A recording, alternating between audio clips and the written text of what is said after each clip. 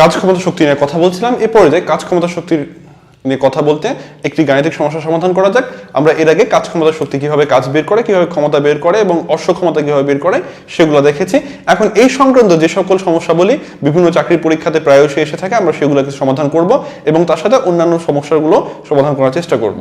শুরুতেই একটি সহজ গাণিতিক সমস্যা নিয়ে কথা বলা যাক।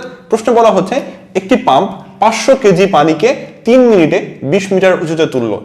অর্থাৎ একটি পাম্প, একটি পানির পাম্প 500 কেজি পানিকে 3 মিনিটে 20 মিটার উঁচুতে তুললে পাম্পের ক্ষমতা কত হর্স পাওয়ার। তার মানে একটি পাম্প কতটুকু পানি তুলছে সেটা দেয়া আছে এবং কতটুকু উচ্চতায় তুলছে সেটি দেয়া আছে।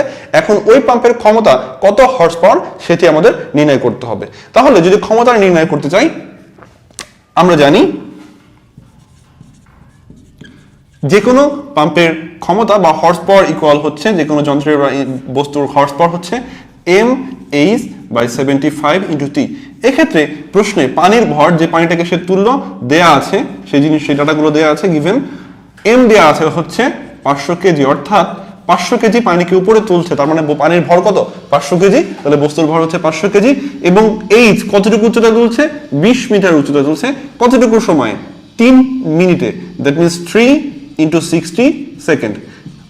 আমরা যদি এখানে জি কাউন্ট না করি, তার মানে যদি শুধু এম এবং এইচ, অর্থাৎ যদি শুধু এম এবং এইচ ইউজ করি, mh/75t, এটি হচ্ছে mks এর অভিকর্ষীয় এককে। mks এর অভিকর্ষীয়, কেন অভিকর্ষীয়? কারণ এখানে কিন্তু আমরা জি কে কাউন্ট করিনি, জি এর মানটি বসাইনি। তাহলে এখন তাহলে আমরা খুব সহজেই বের করতে পারবো 500 গুণ h হচ্ছে 20, 75 × 3 × 60, এত হর্স পাওয়ার, 0.741 হর্স পাওয়ার। অর্থাৎ ওই যে পাম্পটি ছিল সেই পাম্পের ক্ষমতা কত? পাম্পের ক্ষমতা হচ্ছে 0.741 এত horse power. This is the answer. খুব সহজেই কিন্তু আমরা অভিকর্ষী একক ব্যবহার করে এমকেএস পদ্ধতিতে এই সমস্যাটি সমাধান করতে পারলাম।